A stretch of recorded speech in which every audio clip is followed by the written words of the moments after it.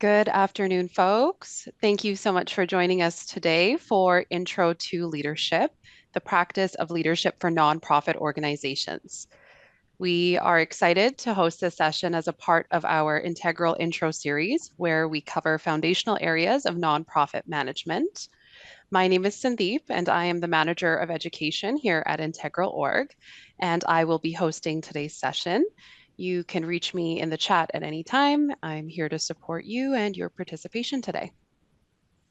We will be using the chat feature of Zoom today, so please don't hesitate, like I said, to drop your comments, any concerns that come up with tech, and any questions you may have for our facilitators. We'll be sure to circle back to them at the end during our Q&A period. Please note, a copy of the slides and a recording of today's session will be made available to you. To support your accessibility needs, you can turn on the closed caption feature on the bottom of the Zoom window. The live transcription option will help you follow along today's session, and the closed captioning feature will also be available on the video link you will receive after today's session. I'm going to share a link with you now for more information about the closed captioning feature. With that, we will start today's session with a land acknowledgement. We would like to acknowledge that IntegralOrg is based out of Mohkinstsis, which is the Blackfoot name for elbow. This refers to the confluence of Elbow and Bow rivers that run through Treaty 7 territory. Mohkinstsis is the traditional territory of the Blackfoot Confederacy, which includes the Siksika, Piikani, Kainai, as well as the Stoney Nakoda First Nations, consisting of the Chiniki, Bearspaw, and Goodstoney First Nations, the Tsuut'ina First Nation, and the Métis Nation of Alberta District 5 and 6. We have a long way to go in addressing the tension between the legal and governance structures that we work within in the nonprofit sector and efforts towards truth and reconciliation. We at IntegralOrg accept our responsibility to work towards reconciling this tension, and we commit to remaining in a position of humility as we consider our history and current reality, knowing that the answers are not clear and easy ones, yet they require all of us to engage. We all have a connection and responsibility to the lands that host our lives, our communities, and our work. With that, I will introduce our facilitators for today, Mike Grogan and Leslie Tamagi. Mike is president and CEO of IntegralOrg and has worked in the nonprofit sector for more than 25 years. He excels at inspiring nonprofit teams and leaders to tackle complex organizational issues in sustainable ways. Mike's passion is helping folks understand the ever-evolving ecosystem and adapt by building personal and organizational capacity. From navigating change to strengthening network development, Mike has worked with diverse stakeholders to lead programs and systems in a way that reflects the changing needs of the nonprofit sector. Mike is joined by Leslie. Leslie Tamagi has more than 25 years of experience as CEO of diverse organizations. She understands firsthand the complex and unprecedented challenges facing leaders in the nonprofit sector today. For more than a decade, Leslie has worked with nonprofit leaders and organizations to strengthen capacity and develop strategic direction. She has mentored leaders to support their leadership development and development journeys and is passionate about personal and organizational growth. Leslie is currently consulting in the nonprofit sector as the principal of Leslie Tamagi Leadership Solutions. As I pass it over to Mike and Leslie, I will begin by asking our facilitators, why is leadership development important to you? We'll start with Leslie and then turn it over to Mike.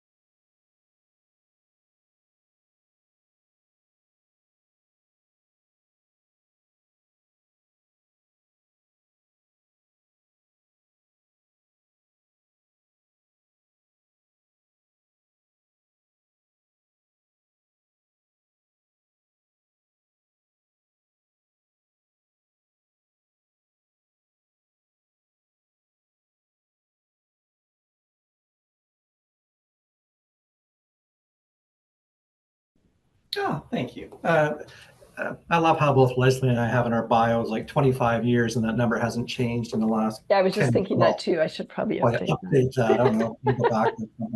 I think it builds upon the thing that Leslie said. It's also the complexity. It's just that, I think working at any level of a nonprofit, and we'll talk about leadership in terms of the position, the title, and sometimes that matters and sometimes not. But it's hard work. It's hard work to do this kind of stuff we do, to work in whatever discipline of nonprofits, whether it's arts or sports or human services, wherever you work, medical stuff. It is the idea that it's tough to navigate this environment. It's tough to navigate people and boards and funding and the complexity of service delivery. And a lot of that comes down to our abilities and our skills and our behaviors. And I think that is, to me, why this is such a rich area. I mean, I did my master's in leadership 20 years ago or so, 15. I don't know. I'm making up numbers for bio stuff. But I would do it again. I haven't. In some ways, I feel I haven't learned much, and you can sort of start the process over and over again and keep building it.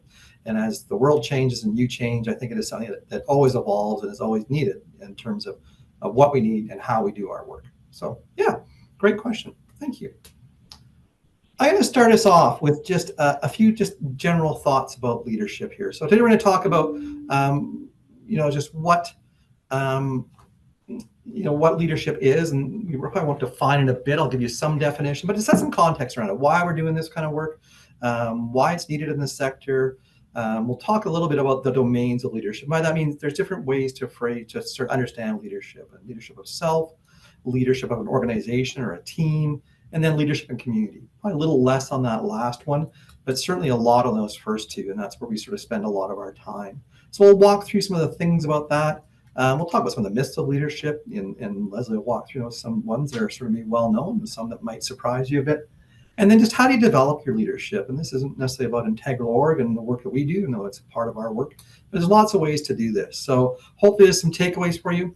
As we walk through this, though, recognize that there's stuff that if you've got questions, if you've got thoughts, I mean, put them in the chat. If you want to turn your camera on, God forbid, and then ask a question. Love to do that too. So it is our hope that you come away with something practical for you, perhaps challenging you today, whatever it might be. So, and if there's things today that doesn't quite get answered or you're not quite sure about, always do reach out. That's what we're here for. That's what IntegralOrg does, is we're here to support you in whatever way in your organizational journey.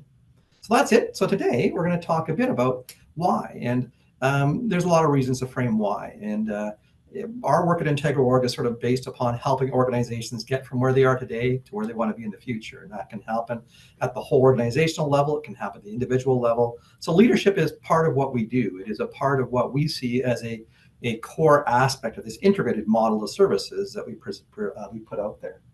But as a sector, as a nonprofit sector, 30,000 nonprofits in this province, lots of different styles and ways of working.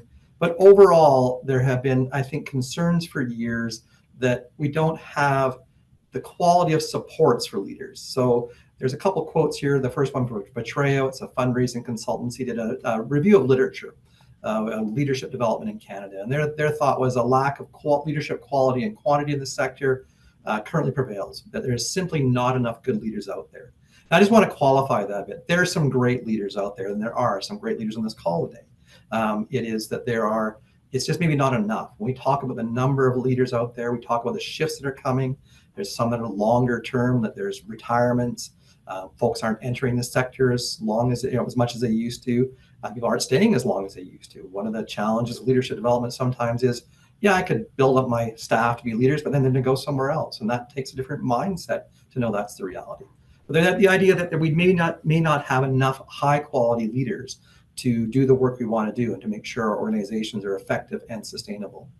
But today, CCVO also did some research on this. Now the Chamber, I was with the folks who wrote this report many years ago, and that there is a desire to serve. People do want to learn. They want to build their leadership capacity. So there may not be enough of them, but those who are there really want to build leadership, but there's no processes or systems or courses in place that are accessible. And so that's why we've gone down this path a bit, I think, for IntegralOrg and for others in the sector as well. So both the need for this, but also saying there's a lack of really good resources out there. And so coming to a workshop like this is just a tiny sort of dip into that pool.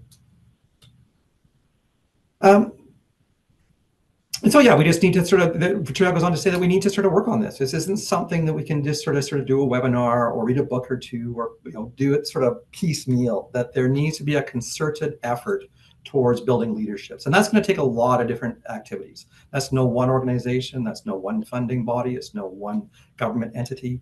That if we want to have enough leadership at any level, and sometimes we think leadership is sort of the big CEO of organizations. That's not it. That's part of it. But there's boards who do a lot of the work in this province. That is a leadership function. So how do we support those folks to lead their organizations in a way that makes sure that all our communities and all the things we want to do are well attended to? So it's a major undertaking. It's not casual, but there are ways to break it down in sort of bite-sized pieces, and that's what we'll do today.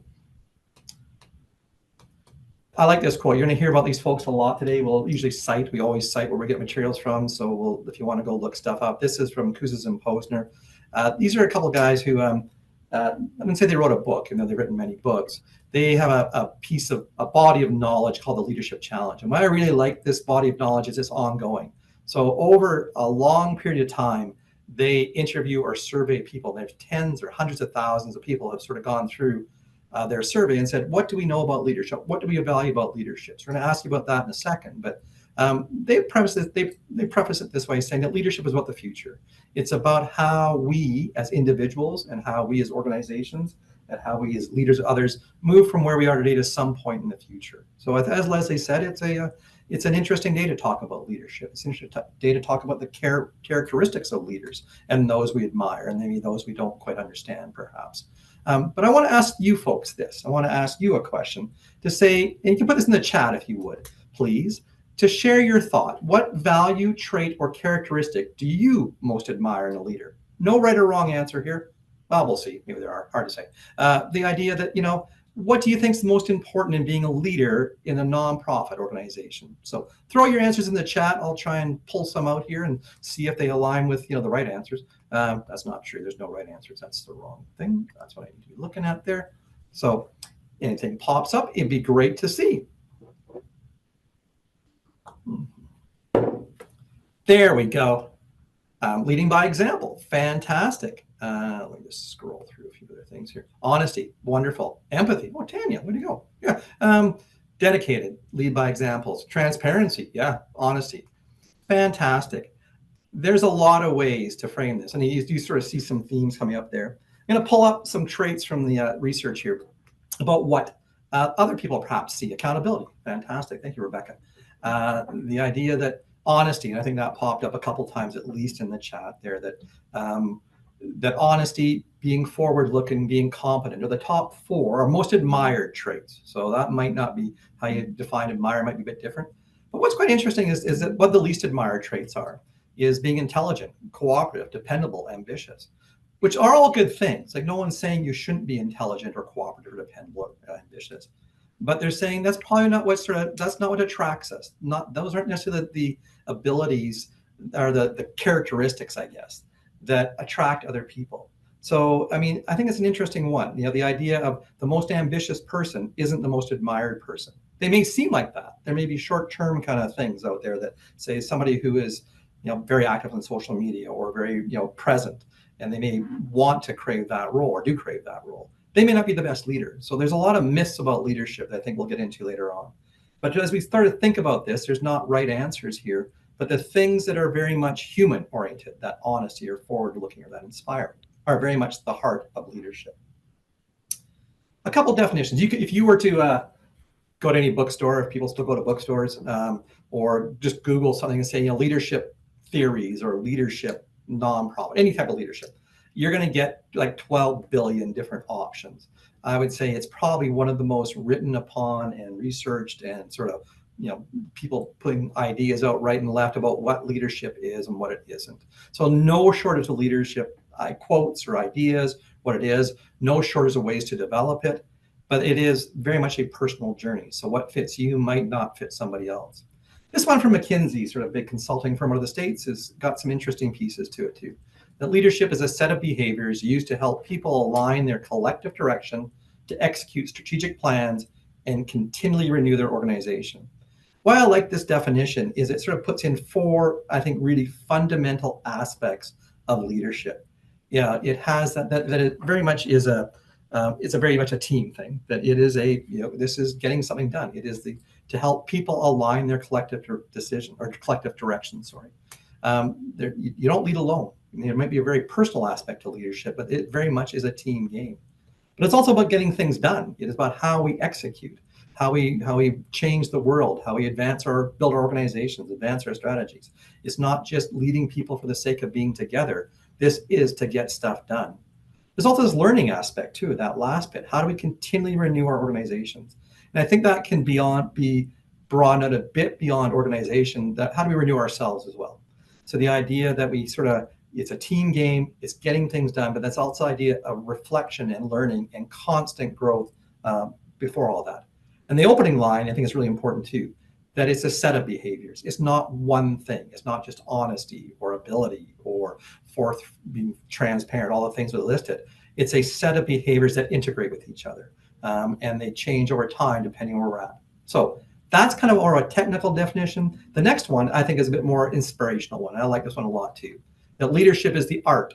So the other one might be the things you do, the things you need to get done. Leadership is the art of making problems so interesting and their solutions so constructive that everybody wants to get to work and deal with them. So I think this is the emotional part. This is the inspirational part. This is how do we rally people around, not just come together just to be together, but to go and change the world. So lots of definitions out there, lots of ways to define this. Find one that fits you. I think it combines both those technical and what we're going to do with what the change might be in the world that sort of fits into that whole idea of understanding that complexity of leadership. With that, I'll pass the torch back to Leslie here for a second and talk about a few other little things. So what I found interesting about both those quotes is neither one of them refer to a position or a title or a level within an organization. And I truly do believe that leadership is not a title or a position. It is a behavior. It is how you demonstrate leadership. That's what's important. And, as Mike mentioned, with some of the statistics that we've seen, that there is a lack of leadership quality and quantity in our sector. Not that there aren't really great leaders, but there's just not enough of them as well.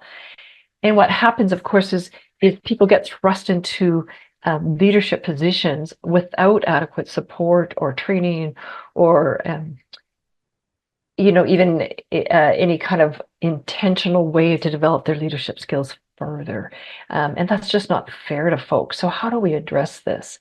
Because we do know that without effective leadership, nonprofits just flounder. I mean, they just operate on survival mode. But we've also seen, and you probably witnessed this yourself, where maybe an organization is being led by somebody in the leadership top position, say the executive or CEO position, or even the board, who aren't effective, and the real leaders in the organization are at a different level in the organization. So they might be mid-management or senior management. Those are the people that people trust. Those are the people that people talk to, that they get their information from. Those are the people that the rest of the agency follows. So you don't have to be in a position, a certain level of position, in order to be a leader.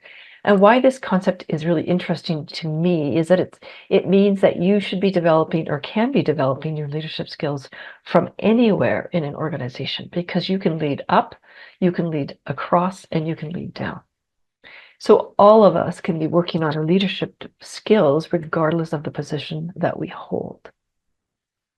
There's a good TED Talk if you ever want to think about leadership being a possibility for anyone in an organization, called The Lollipop Moment.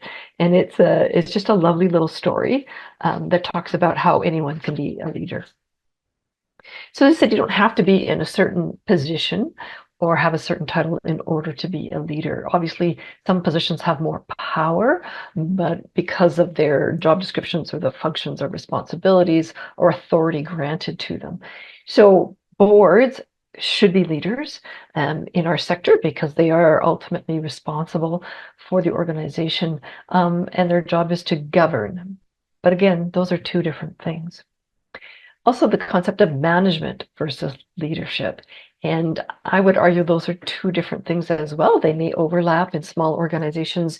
You might have one person performing both leadership functions and management functions because you don't have enough of a pool of senior leaders to have people in different roles.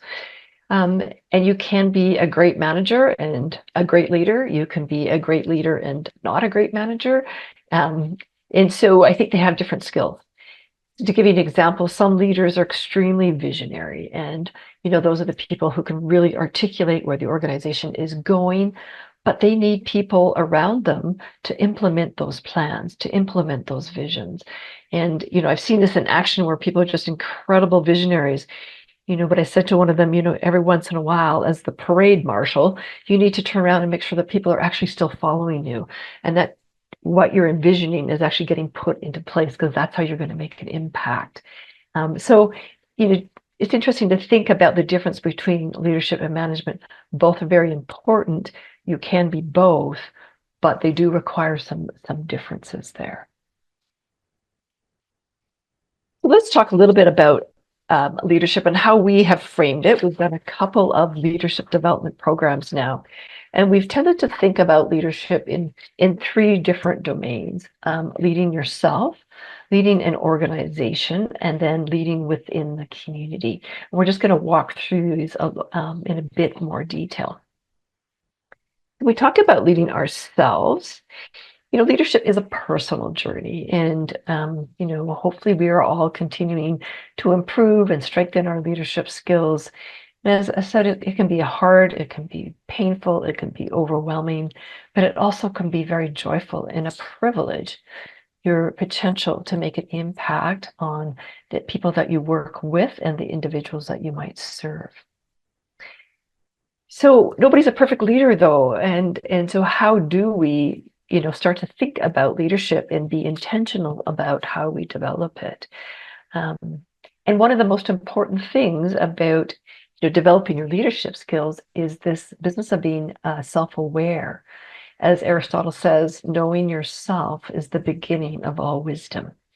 And so being able to identify what are your leadership strengths, what are some of your gaps, and how can you build on your strengths and start to either address your gaps or surround yourself with people who are filling in some of those gaps for you. There's some great assessment tools out there. I've used Strength Finder, I've used Standout 2.0, we've used Clifton, there's formal assessments. And there's some informal ones. I mean, you can just go on to the internet and find all kinds of informal tools. But something to keep in mind is that our impression, our view of ourselves may not always match other people's perception and views of our leadership skills and abilities. And so one of my mentors, leadership mentors, Corey Olnick, always said, you have to maintain the courage to interrogate reality. So that means you have to get out there and get feedback from people on how you are doing as a leader, and honest feedback. So you have to develop those, relationships that people will tell you when you're doing it well and what are some of the areas that you need to work on. Some research shows that 70% of leaders rate themselves as inspiring and motivating, kind of like we all think we're really great drivers. But when we look at the employees, their perception of the leaders, the same survey found that, this is brutal, 65% of employees would forgo a pay raise if it meant seeing their leader fired. And then another survey found 82% of employees found their leaders as fundamentally uninspiring. So this importance of really getting feedback, interrogating reality, so that you can identify that you're more self-aware and you know how to build on your strengths and identify some of those areas to develop further. So when things are going well as a leader, you look out the window and you know it's a team effort. When things are not going well, it's important to look in the mirror. And as Drucker says, it's important to, you cannot manage other people unless you manage yourself first. So really important to start with really discovering your own leadership skills, capacities, and competencies. So then moving on, so what does the research say? I found an interesting, McKinsey did some research on, it's called Decoding Leadership. And their work, we think about all these leadership traits, and you threw a bunch in the chat here. But they did a survey of almost 200,000 people in 81 different organizations across the world, and they were trying to identify what leadership skills are most correlated with leadership success. Okay, so leadership skills versus leadership success. What makes the difference here? And so they had all these traits, they got all this feedback from friends, and they actually found it came down to 4 key leadership behaviors. And this explained almost 90% of the correlation between strong these leadership skills and success and in leadership. So this is interesting because if you are looking to develop your leadership skills, what really matters might be focusing on these 4 areas. The first one being supportive of others. So leaders who are supportive, they understand and sense how other people are feeling and responding. So that's about being authentic and taking a sincere interest in those around you. So building trust and building those relationships. Secondly, operating with a strong results orientation. So leadership's not about just the vision, but you actually have to make it happen somehow too. You might not be doing all the implementing yourself, but you need to have a team in place so that you can actually turn the vision into reality, because that's when you actually have impact. And how you measure that, of course, varies from organization to organization, but that's all what we're trying to accomplish here. Seeking different perspectives is the third characteristic. And this allows us to bring in more information and different information, which will then support us in making better decisions. So you don't have to do it all yourself. And you often hear good leaders say how they surround themselves with really smart people so that they can pull on this expertise and allow them to bring in the difference of opinions and the diversity of ideas so that they end up making better decisions. And then solving problems effectively. As leaders, we know we are continually facing challenges, and our ability to solve the problems really does make a difference. And some of that's based on the preceding one, like how you get your information and your decisions that you're in. But this is the difficult one, really trying to figure out how do we solve problems. And again, there's some good resources out there and some training that can help you develop in this area. And of course, different situations require different types of leaders. And there may be a time where your organization needs a bit, someone who's a bit more clear on this is how we're going to do it, and this is what you're going to do. And there may be times where, you're working with a very high functioning team, and it's more about saying, here's where we're trying to get to, and then letting everybody go off and figure out how to do that in the way that best works for them. So it's also about situational leadership. I'm going to go back to Mike here. He's going to talk about leading. Sorry, I think I'm still talking. No, there we go. I can take it over. It's you. Yeah, there we go. I want to push back on your comment about everything they're good drivers. I'm an excellent driver. It doesn't matter. They're the problem. The other folks in the room. Move away. It's your problem. Everybody else on Deerfoot. Exactly. That's leadership right there. Thank you, Leslie. And great thoughts. And I think Leslie's content here is about leadership of self, and you'll see that these don't necessarily sit as distinct sort of pillars. What I understand about leading in myself and my own attributes or behaviors, and then how I lead a team or an organization or a world, they do overlap a lot. So when we talk about leading in organizations, use that very broadly. Again, not title driven. I'd say some of the best leaders I've ever met do not have a title that sort of fits their overall leadership sort of style they propose. So recognize too that it's a wide range of behaviors, and Leslie touched on a bunch of those and some of the things about execution and honesty and praise and people and technical skills, all that kind of stuff. And it changes from time to time. Week to week, you think, boy, that's a new sort of areas I needed to develop. But a lot of these they're kind of like muscles, right? So there are muscles to be exercised, and you may not need them all the time, but to be aware of what are some of those basic traits you need. And I think it goes back again to Leslie's point of saying, you got to take a look at yourself to say, okay, you may be really good. We're all good at some things. We're not all good at everything. And so, and you don't need to be all good at everything. There is the idea of a team in this too, but for yourself, if it's a needed trait to understand that you do need to develop that kind of stuff. So it can begin positionally. I think sometimes we don't give ourselves permission. Organizations don't give us permission to lead. As leadership styles have changed over the decades, you realize that how we sort of envision leadership in an organization has probably evolved to be a bit more inclusive or progressive than perhaps it was 20 or 30 years ago. This idea of organizations are just the heroic leader who does everything. I don't know any of those organizations. No. So it's just, so it is very much the idea of you need a bunch of different people, a bunch of skill sets, but also how to allow people to live into those and grow those and perhaps make mistakes along the way. Not everybody's going to start sort of batting 1,000. No one does that. So there's also a mixture of hard and soft skills. There are the technical ones. How do you sort of do certain things? How do you run meetings? How do you, in nonprofits, run budgets or do strategy or those kind of things? But more importantly, it's the soft ones. It's those ones of how do you treat people? How do you praise people, extend grace? How do you do those kind of things?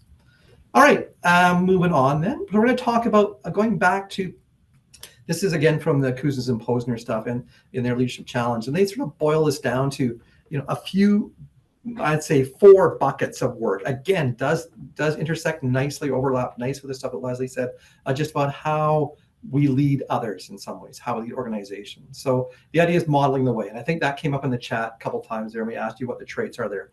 You say, you've got to do it yourself. To be a leader that sort of sits back and says, well, this is the rule for you or not for me, or I'm asking you to make a sacrifice that I won't. There's just times you got to mop the floor as a leader. And it doesn't matter what position you're in or how long you've been there, or how important you think you are, how much money you make, all those kind of things. There's times when you just have to sort of do the things that you expect of others, or not even that. It's times you just got to do stuff that needs to be done. So it is that idea that if you want people to be a certain way, you need to be that way yourself. So the idea that people follow a person, they don't follow a plan, they don't necessarily follow an organizational mandate. They might like your mandate, they might like the clients, but they follow a person. And that is something that takes time. It takes a lot of work sometimes, but it is the idea that you can't mandate it, right? So that is very much the idea. This is about integrity. Does my reality fit with the external reality of those I'm going to lead? But leaders also must find their own voice. Oh, there's one more point there, Cindy. Just go back. You got to find your own way. It's not like there's one way to do this. There are leaders who are very quiet. I think Leslie talked about that too, that in a role you think, boy, you look around and think you wouldn't think that person's leader, but they're such a quiet, or maybe not even vocal in terms of a voice metaphor, but the idea that they lead with their own voice. There's others who are raw. They're up front. They want to be seen. They're on social media. They're out there doing all kinds of stuff. That is leadership. And that in some situations, that's fantastic. You got to find your own, what fits you, what fits your circumstance, what is something that aligns with your values in terms of how you want to lead. Again, that's a part of modeling the way. That is integrity. My voice that I sort of listen to and maybe don't listen to sometimes internally needs to match in some ways how I am perceived and how I'm presenting myself into the world. All right. Inspiring a shared vision. Again, this is leadership. It's a team game, right? No one does this alone. If you do it alone, you're probably not doing it well. So the idea that we all have dreams. Every nonprofit here, there's a few on the call, there's 30,000 in this province. Somebody had a dream. Somebody had a dream to say, I want to do something different in the world. I want to care for somebody. I want to present something. I want to perform something. I want to advocate for something. That's a dream. But the thing about nonprofits, you're never alone in a nonprofit. The structure and the mandates and the way we do nonprofits, it is a team game. So to live that dream out, to inspire somebody is very much a part of our DNA.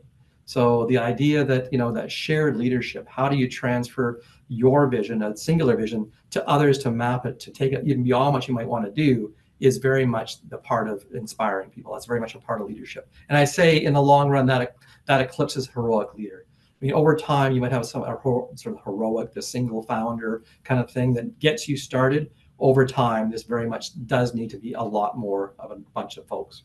So team activity, and the goal of leadership, in my mind, is to bring the best out of other people, to bring their skills, their abilities, to align them towards a common dream.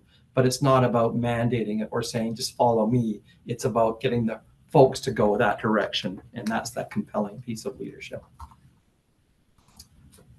Challenging the process. This is one that I think is a bit, to understand this one's a bit different. The idea that, leadership is also about breaking ground. It is about that, I said there's a picture of an icebreaker going through the ice sometimes and saying, sometimes it's not easy. If it were easy, anybody could do these jobs. But the idea is like leading a nonprofit is tough. It's a tough world to sort of navigate funding, people and programs and all that kind of good stuff. But you got to take some risks. You got to sort of break through some things. So good things don't just happen. You've got to create those conditions for things to happen. And that can be hard sometimes. And that's what leadership is as well. It's creating those conditions for good things to happen. And sometimes it feels like you're not getting anywhere.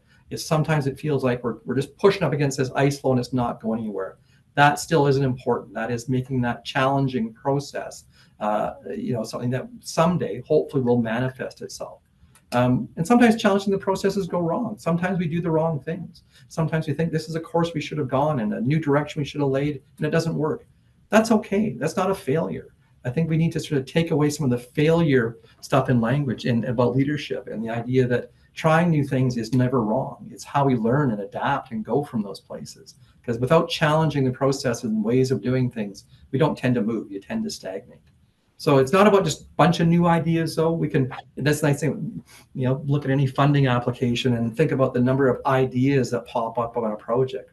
There are gazillions of ideas in this sector, but it's how do we as organizations or as leaders in the organization say, yeah, these are the 2 or 3 that we need to sort of blend together, do something with, so that we can move forward in a different way. And I think that, again, that's the part of leadership. How do you create those conditions so that people can dream into this shared vision and challenge the status quo and to do things in a bit different way? And the last one is probably the most important thing, and again, dovetailing nicely from the Leslie pieces, is that this is about relationship. I mean, you don't lead in a vacuum, and you don't lead by yourself. You are about other people. So how do you encourage people? How do you encourage their dreams and their passions? But also, how do you take them seriously? We're humans, and life happens, right? So as we all run organizations, you're going to find things that sort of people bump up against in their family life, in their professional life, medically, who it might be. Part of this is being human and encouraging people's hearts. And if you want people to follow you, you've got to be human to them, and you got to be good to them. You got to be kind to them. It doesn't mean you're a doormat, but it's the idea that if people don't feel respected and cared for and appreciated, they're not going to follow you anywhere.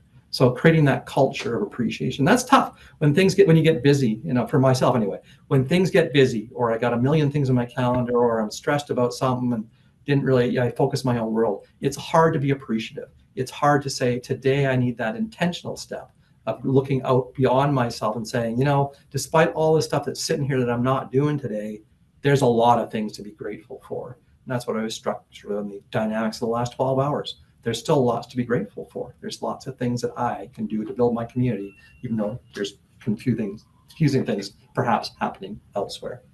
So some things about leading organizations, fantastic, lots to learn there. And there'll be a million management books. I think the conversation, we could have a long one about management and leadership. That's a great thing that Leslie threw on the table. But there's lots of ways to develop that. The last sort of bucket or tier of leadership that we talk about is leading community. We'll spend a little bit of time on this. It is that, we don't operate in a vacuum here. We work with other organizations, we work with other systems, with governments, with communities, with stakeholders, with clients, right? So there is an idea of how do we change community. And that really is the premise of most nonprofits. We're here to make a positive change in community. We're not just here to exist or to do things for our members necessarily. Rarely. Sometimes we are, I guess. But the idea that we're here to change sometimes the systems, sometimes to change our parts of community. So it's that outward focus. That first part of leadership is about ourselves as leader. The second part is our team or our tribe. The last part is how do we change the world around us, which has a whole bunch of different ways of doing it. Systems thinking or advocacy work tends to fall in this one. That's some of the collaborative work we see going on in the sector. So there is a great body of knowledge called Forces for Good. It's a book by somebody and somebody else. Probably should have cited that better. It's on my bookshelf somewhere. And McLeod Grant. There we go. It is the idea that good organizations both have that inward focus. They take care of service delivery. They do things. They build their strong organizations, but they have an outward lens as well. That they are open to new ideas and open to working with others and perhaps changing the system. So when we talk about leading a community, it doesn't preclude those things we just talked about. Great organizations do both. Great leaders both have an inward focus, a self-development focus, and an outward focus as well. So lots of ways we see that without kind of that big flowery language. Collaborative activities, we do that a lot. public policy, systems change, all that kind of stuff. So that sort of dual focus on ourselves, triple focus is on ourselves, on our organizations, and then the world around us as we lead our organizations. Lots of different myths about leadership. So let's turn it back to Leslie to talk about the things that perhaps are not true-ish. Yeah, and hopefully as we go through these, I mean, there's many, we just picked a few, but hopefully as we go through these, you're starting to feel more able to develop your own leadership skills. I think sometimes we put limitations on ourselves based on these myths. And so here's a sampling of myths. The first one, you can't lead if you aren't at the top of the organization. So we've already talked about that, how you can lead up, you can lead down, and you can lead across within an organization. And that leadership does not come from a title or a position. And why I think this is especially important to think about is we can start developing ourselves and other leaders at any point in our careers or their careers. So, start to really look at the people in your organization and who is interested in becoming a leadership, and start developing those people before they get thrust into a position without, the supports or haven't had a chance to really think about their own leadership style. So something to think about there is we should be developing leaders at all levels of the organization, not just waiting until people are in the position. The second one, and I really want to emphasize this one, is that there's not, is this myth that there's one best style of leadership. And that's just not true. You can be a leader, you can be a charismatic leader, you can be a quiet leader, you can be a good listener, you can be, out there networking. I mean, it really is about what's needed in the situation at the time. And when we've done 2 leadership development cohorts now, what really struck me is at the end of the sessions, when we were wrapping up the whole program, we asked people, kind of what was their big learning. And multiple people said, I thought I had to behave a certain way to be a good leader. And what they learned through the course of the program was that they can be a good leader. They need to identify their own strengths and where some of their gaps are and work on those. You don't have to be somebody who you aren't. So there's many different kinds of leaders, but the kind of the classic charismatic leader, there's also examples in history of the world where those charismatic leaders have led others to do terrible, terrible things.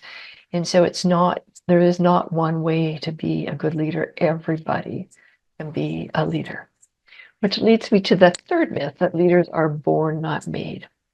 And I think, some people have more of maybe a propensity towards leadership, or it just kind of more aligns with their, bringing up, their experiences and things like that. But anybody can develop, everybody can develop leadership skills and competencies if we work at it. And again, it's about being intentional about these things.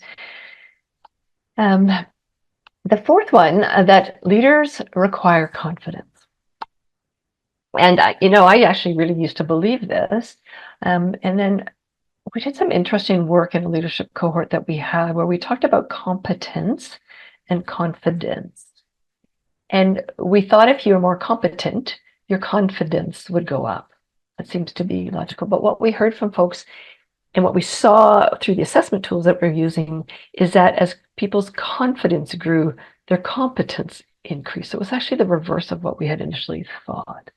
But confidence isn't a prerequisite to being a good leader. And I think every leader I've ever talked to has said they have suffered from the imposter syndrome at some point in time, where they're, having to make a decision or take a course of action, and they're thinking, oh my God, why did anyone entrust me with this, right?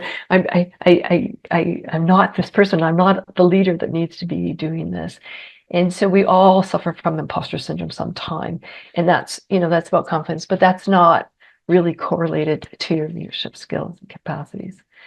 And the fifth myth is that good leaders don't fail. And Mike talked a little bit about this. All good leaders have failed. There's no question in my mind about that. Leadership is also about resiliency. And so it's not about not failing, it's about what you do, how you respond when things don't go as planned. It's how you pick yourself up and get your team back on track and carry on. This is not about being superhuman. This is not about being perfect. It is absolutely about being human. And there's some really interesting research, and Mike also emphasized this, is just the power of leadership is ultimately about being human, not being a martyr, not wearing a cape, not being endlessly driven, but about being human. And that sometimes it's like we forget that. And it's so easy, as Mike said, sometimes we're so busy, we're just head down, bum up. We're trying to get through some stuff. We're trying to get stuff together. We're trying to get a plan together. We're trying to get a budget together. And we forget that we're surrounded by humans that, we need to connect with. It's about those relationships.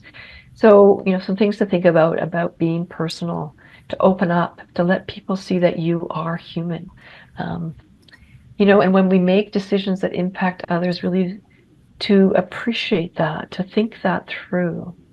If you think, if I was making this decision for my child or my partner or my best friend, would I make the same decision? So it's about being personal. We've already talked about the importance of being self-aware and spending time really discovering your leadership strengths. That's really what you're trying to build on, but understanding and leading yourself as a starting point. Being selfless, because leadership is not about you. It is about others. As I said, when things are going well, it's about looking out the window and seeing the team around you and how they have contributed to that. And being compassionate. When people feel that you have their back, that you have their best interests in mind, they will trust you. They will feel safe. They will be committed and loyal. And don't forget, to have fun.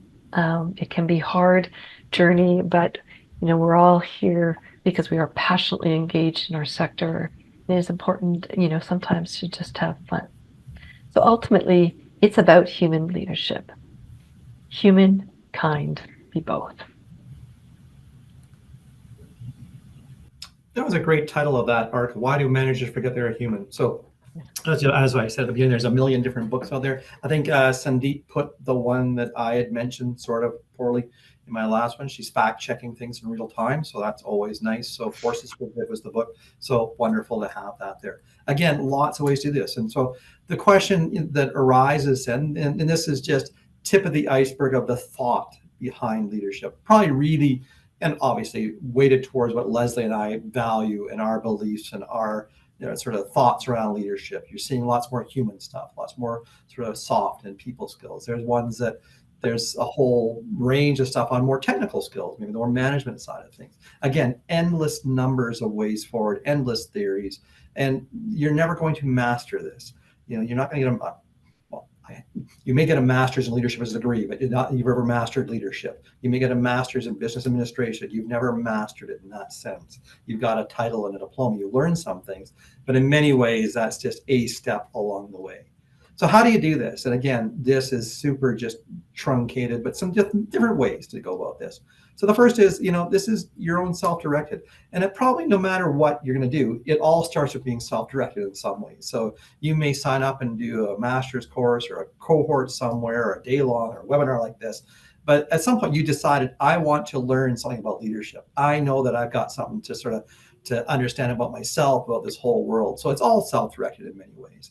But it does start with you, that desire to say that I need to do something to build this skill up. And I would argue that's a lifelong journey, that no one sort of goes through any type of program or leads an organization for years and says, now I'm done learning, because then you're probably not. There's a blind spot there. So ongoing forever, but starts with you.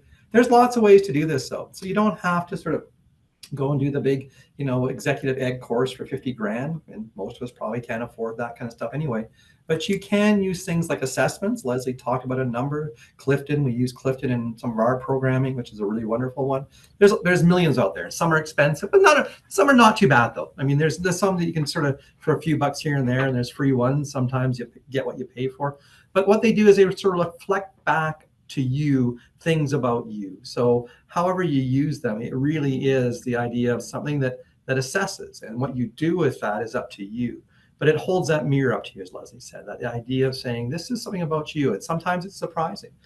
For those folks who've gone through a 360 evaluation, which is a type of assessment where they look at yourself, people around you, different levels, they have this one criteria called blind spots, things that we don't really quite recognize about ourselves. So how to find ways through tools or learning that says, oh yeah, that kind of is something I should have missed. I think there's lots of times we read things or do things and think this resonates. Yeah, that's who I am. When I look at those traits of what's a leader, honesty and being thoughtful, whatever it might be, you think, okay, the things that kind of resonate are great. It's good to be encouraged. It's also just as important to sort of look at those places that probably do need to be developed. Missing a bullet point there, but intentionally, bring some intentionality into those places. You don't just sort of think, okay, I understand that's a spot, I need to work on it.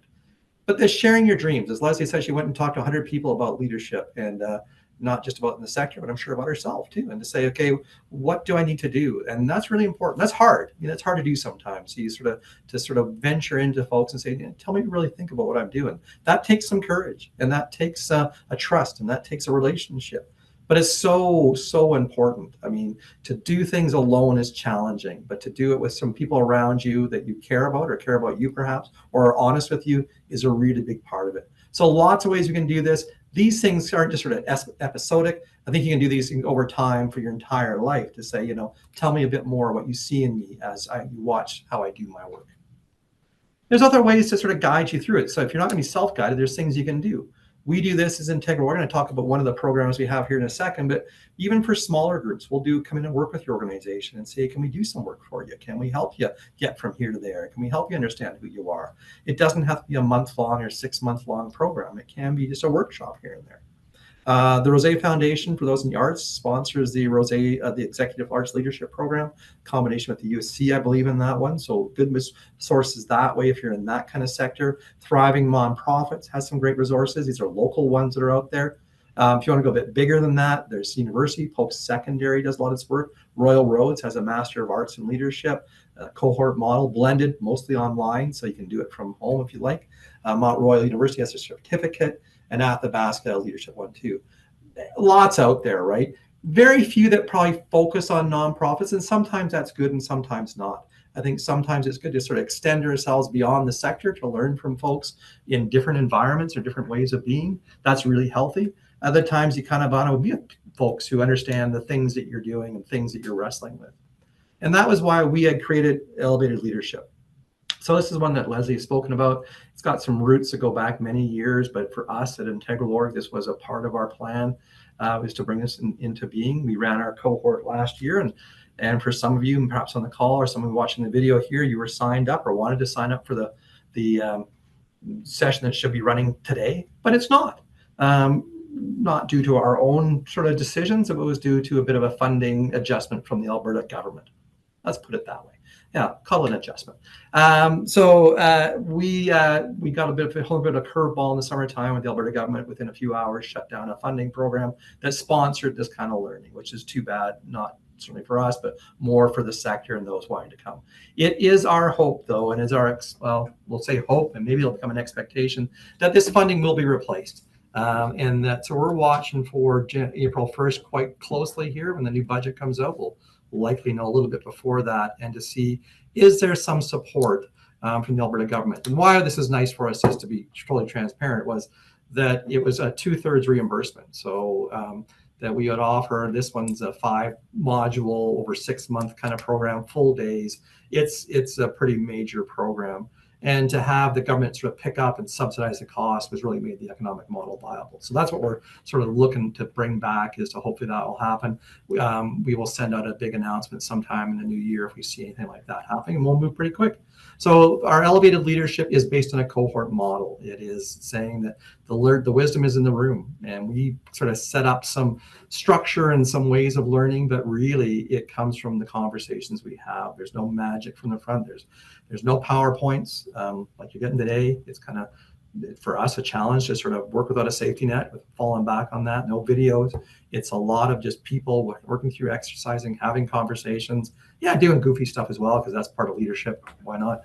But that's it. So cohort, and I think it's the idea of how do you learn from those around you in the sector. It was just a wonderful experience. We hope to bring it back. So this would be 5 full days of learning. It would be, responsive to, we would respond to the group and saying, okay, what are the things you want to learn about? So we sort of set some structured stuff and let it go to different ways. And again, it is with the community of learners. So if that's of interest to you, watch our website, come and talk to us. We're hoping to run that back again sometime in the new year. With that, we have a few minutes. I'm going to give you a question to think about here, just if you want to throw us in the chat, but even as a takeaway, if you want to share this, fantastic, always good to hear from people. But the idea, as you leave this session today, and again, this is just a sort of tip of the iceberg kind of stuff, reflecting on you, for you as a leader, what is the trait or characteristic that you would most like to develop? And it may be one that you're already well down that path, but you got to keep nurturing that. And maybe one of the things, geez, I don't really do that at all. I probably should take a look at that. But think about that for a second. Think about as a takeaway for us here. What is the one trait or characteristic that you as a leader that you would like most to develop? If you want to throw that into the chat, fantastic. If not, if you have any other questions, that'd be fantastic. Got about a minute or two here to go through it before I turn it back over to Sandeep. But any questions that might arise for you as we walk through a lot of different topics here today. As we give folks a second to drop their questions in the chat, I have a question for the two of you as a closing piece here. What is one piece of advice you would leave folks with when endeavoring their leadership development? Want me to start? Oh, thank you, Frederick. Frederick, just share a thing about having input on, the least there. Go ahead, Leslie. I interrupted you. What's the piece of advice you give me? Don't interrupt. That's what it is. Yeah. I'm just going to reiterate the importance of finding some peers that you can trust, that you can, support and challenge each other in your own leadership development. I had the privilege of being in a leadership cohort program, that's probably 15 years ago at least now, and I'm still in touch with those folks. They certainly shaped my view on things. They shaped my leadership journey, and it's just so important to have those people in your lives. And while our cohort program isn't running right now, hopefully it will be running again in the future. There's some other things out there. If you haven't seen, Laura from Two Wheel View is organizing once a month socials for people from the sector. There's some opportunities there to connect with folks. What's always struck me is when you bring, a group of leaders together, it doesn't matter if you're in addictions or arts or where you work, the challenges, there's so much similarity. There's way more similarity than you think in what we're all facing as leaders. And people start talking and everyone's heads around the table start to nod, and it just is so powerful to have a group of people around you that you can trust and learn from, and who will support you. So that's a good one. Yeah, I should have taken that one. I should have gone first. Yeah. Oh, Tanya, there we go. So yeah, thank you, Tanya. Tanya was in our cohort, so and it took me. Tanya did our 6-day elevated leadership one, and still coming back for more. So that tells you that this is an ongoing kind of thing. I think, I don't know how to phrase this one, so I'll just start speaking. It doesn't define, leadership the role doesn't define you. You define leadership. It's not defined for you, it's defined by you. The idea that who you are and how you do your work, wherever that sits, and whatever change that is, that is what defines how you lead. And in some ways, we're all far more important than we think we are. And the Clore there was probably not as important as we think they are. The ones we think are the ones up on the panels and leading the sector, they're great. That's fantastic. There's nothing wrong with that. But we all have that level of importance. We all have something to bring to the equation. That's really, really, really important. So as we go from this place, and thank you for your thoughts. Great stuff in there. I'm glad that there's some things to take away in the chat from folks. And Sandeep, what's our last word here? That's it. Just thank you. Thank you, Mike. Thank you, Leslie. And thank you, folks, for joining us today and for your engagement throughout our session. We always love to hear how the experience was for you. So if you are inclined to take a couple of minutes and fill out a feedback survey for us, that would be very much appreciated. I've dropped a link here in the chat for you now, and you'll also receive a link in the follow-up email that will have the resources for today's session. It's our ongoing effort to make education accessible to you, and that is why all of our integral intro workshops are available on demand. You can access resources, presentations, and recordings on our website at any time to revisit and deepen your learning. I'm going to drop a link here for that as well.